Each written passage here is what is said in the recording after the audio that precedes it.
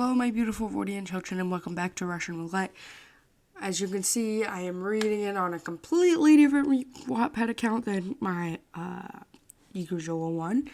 It is because I'm reading the story out to my mom, and I don't want anything to be messed up and me having to try to find a place. And the reason why I'm reading it out to my mom separately from you guys is so we don't have car noises like we have been having. But you guys can hear me in those, so it doesn't really matter. But you guys hear me better with my speaker on my PC, and I love that. Anyway, that being said, let's get on to reading the stories. My hands are freezing, and it's cold in my room. The crowd cheered on from past the walls. Groups of people huddled together, whispering amongst themselves, probably shit-talking the other participants. The Russian paced around nervously, his tail occasionally hitting an object. South and North were sat next to Russia, with serious expressions.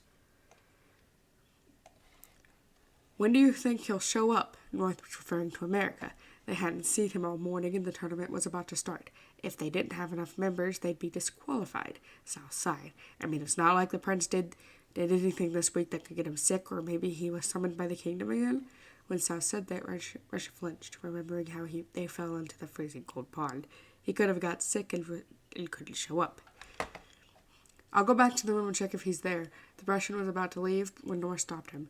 It's going to start pretty soon. I don't think it's wise to go anywhere looking for him. The tone that South North Grand Dragon used was hostile. Russia pried off North's hand, then was grabbing with his an icy glow. God damn, guys, I can't speak today. Then he sat down. Russia also felt that if he left now, he couldn't make it back in time. Time's ticking. Van entered the waiting room of the tournament participants. He had a halo that had dangling stars which shined brightly. He also had an imposing aura. Damn fucking son of a bitch. Everyone in the room noticed his presence. Russia could feel the noticeable shift in mood. He walked from the group to group, asking a few things. Then he reached the trios group. I'm EU. I'll be reviewing over the participants. Where are your last two teammates? He looked at the clipboard and scribbled down some things. Russia couldn't take his eyes off the extremely flashy halo hovering over his head. They're like, I don't know. Anyway, yeah, about that. South opened his mouth to speak, but just as he was gonna come up with some excuse, a familiar voice called out to them, "Hey guys, sorry I'm late. I ran into an issue." America walked up to them, dragging someone behind him. Technically someone. It was Japan. But this time he seemed exhausted and bound in ropes. He kidnapped him. But I forgot about that. Hey, Mr. We're the last two teammates. That means we qualify, right? America pointed at himself and then the pitiful tied-up Japan. I suppose so. Are you going to let him out? He wrote down a few more things, then used his pen to point at the Japanese man. We will later, America shrugged. You decided to let them sort it out themselves. He still had a lot of other teams to review anyways. He's just like, yeah, okay, whatever. Yeah, sorry I'm late. He put up quite a fight. The other three didn't lead a hint to figure out what happened.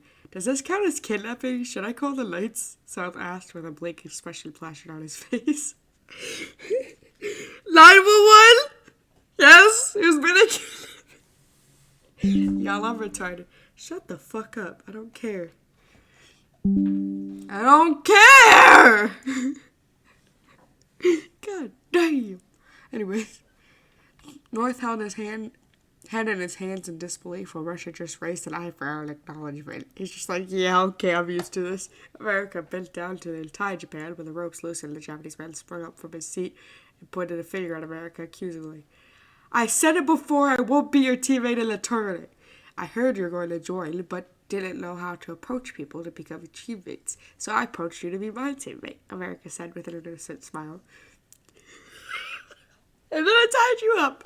Japan didn't have a response to that because all of what America said was technically true. Well, still, you're the last person I'd go to. Didn't I make it clear I hate your guts? America shrugged and used his thumb to point at the other three teammates. So did they, but they're here. Good point. North rolled his eyes at the statement. He kind of suspected America was to resort to dirty methods anyways. It was just a matter of time. Russia always knew America wanted Japan as a teammate, so it wasn't surprising to him to see this unfold. He's just like, yeah, okay, whatever. I'm not throwing away my honor. I'm dropping out of the tournament. Japan turned around and was about to leave before America chimed in again. The teacher stated that if you drop out after signing up, your scores will be deducted. The Japanese player paused in his step.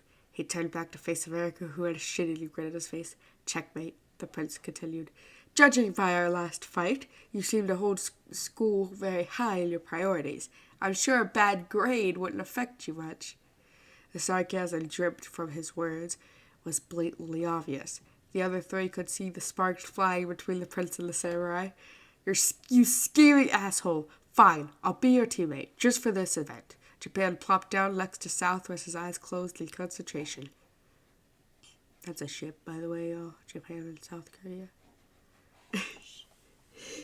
Wouldn't be surprised. South sighed in relief because this time it wasn't him and his brother in the receiving end of the prince's mischievous schemes. Y'all, why my nose gets stuffy as soon as I start reading? I swear to y'all, just a little bit ago, it was not stuffy. He even kind of felt pity on the Japanese man. Great, then there will be no problems. America clapped his hands together in delight. He made his way next to Russia. Are you unwell from the other day? The Russian asked. America grabbed the Russian's wrist, placed a hand on the Russian's hand on the side of his face. I don't know. Do you think my face feels hot? The prince said as he leaned into the dragon's hand. He said, I don't know, bitch. Do I feel hot? It's like, bro, shut the fuck up. It's hilarious how America messes with Russia, but also it's kind of a dick move because you played with this man's feelings. This shit is very one-sided. Russia snapped his hand away like his hand was singed with flames. He held it on his chest with a surprised expression on his face. Ouch, the cold shoulder. America pretended to be offended. South watched the two of them mess around with a pensive expression. His thoughts were interrupted by a group of contenders walking back to them. He's like, these motherfuckers gay! The Russian was also whipped his head to the group in alarm. The person in front was definitely the leader of the group. They could feel it. Other than that, Russia felt the air to be familiar. He felt it before, after America's fight with Japan. It's the same person. It's the creep! Other than that, Russian felt the orb to be... Oh, wait, hang on. Yeah. The leader had red skin and long silky hair. He adorned a cream-colored outfit with a red outer garment and had golden buttons across the outer garment to keep it fastened in place. The last notable feature about him was his red horns and tail. Another dragon, no doubt. Racism. Yeah, there's a lot of racism in this story. A lot of gore, a lot of death. Y'all know this already. Japan China kind of a creep, though. I am China. I've heard a lot about your group. The Chinese man smiled. When he smiled, his eyes squinted till they were just like a line.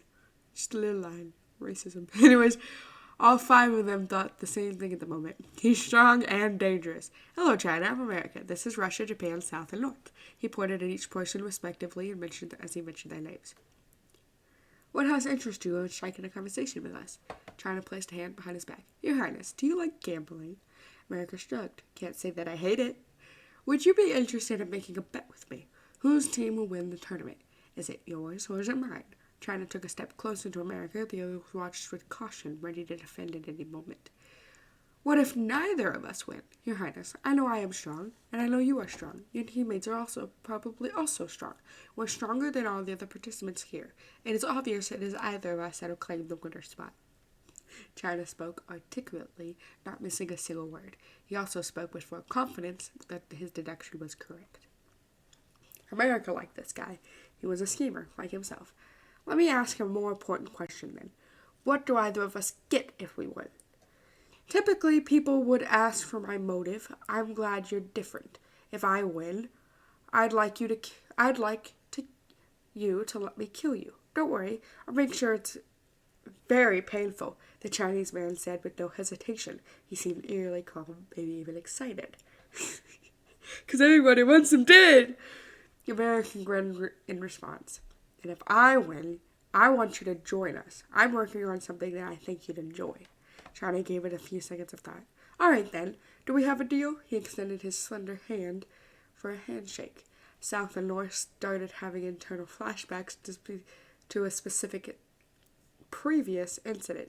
America extended his hand and shook Russia's. Or, what the fuck? Yeah, I can't even today. And shook China's. Deal. Let me just forgave a fucking. Y'all, I don't script these things. I just go in my bubbling fucking mouth. Anyways. Deal, let's have fun. The Chinese man didn't have a reason to stay around, so he left with his teammates. His teammates that don't like him. Russia was baffled that America would accept such a request, maybe because he has gotten used to the role of protecting the prince. That he felt a hint of anxiety. What would happen to him if they lost? It's because you're starting to care about him. Because my guy has not had friends before. And now he's going to have multiple. And he's like, what the fuck is this? Anyway. Also, gay. Why would you accept such a thing? Japan asked with underlining disapproval in his words. Why not? It seemed like a fun bet. Besides, it doesn't affect you. Japan couldn't argue with that, but he wanted to kill America himself. He wouldn't accept it if the prince were to die by someone else's hands. This fueled Japan's determination to win even more. Yeah, but also Russia wants to kill him himself too. And I don't think South and North really want to kill him. They just don't care. They just don't like the kingdom. They weren't really one for killing America. They were just kind of like one for avoiding him. But everyone's like, we want to kill him ourselves. And it's like, fuck you, bitch. He belongs to Lou. Anyway. You'll die if we lose. Russia cut in. America turned to him with a grin. We won't. My life is on the line. Do your best to protect me, my royal guard. China's team walked towards an empty spot in the room. They thought back on the deal China made earlier. A teammate of China was curious. Why would you make such an absurd deal? Do you have anything against him? China turned to his teammate as a spine-chilling grin. I don't have anything against him at all. I just know he's rumored to be extremely strong and smart. It seems like a fun challenge to dethrone him. Bro doesn't even hate him like other people do. He's just like, he's a powerful, smart guy. And that's the only reason. China, you're being creepy. Another teammate glared at China. It seemed that the four of his teammates were quite fond of their leader.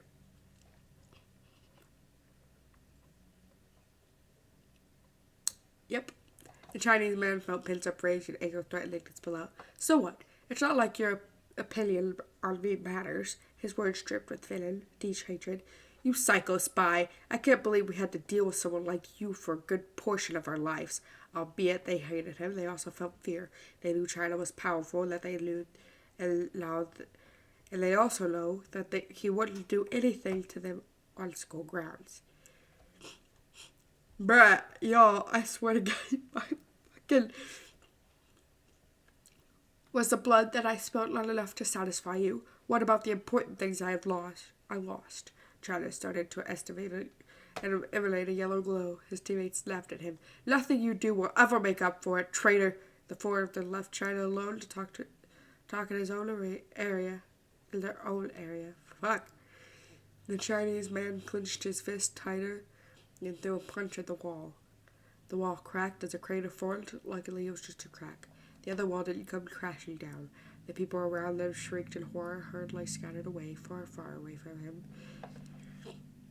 The sound of bells filled the room, signaling the start of the tournament. Everyone shouted excitedly as the atmosphere of the room shifted again. My scars were never here because of you, former classmates, China internally thought. He made his way to his teammates, whether he liked it or not. I love how much backstory and foreshadowing is in this freaking fan fiction. It is beautiful, y'all. America, Russia, Japan, South, and North glanced at each other as they both rang in the background. Let the tournament begin. Yeah. Oh, God, these bitches gay. Good for them. Good for them. So beautiful, yo. Anyways, that is all for this video. I love you, and I will see you in the next one. Goodbye, my beautiful little children. I said that in a very incorrect order, but oh well.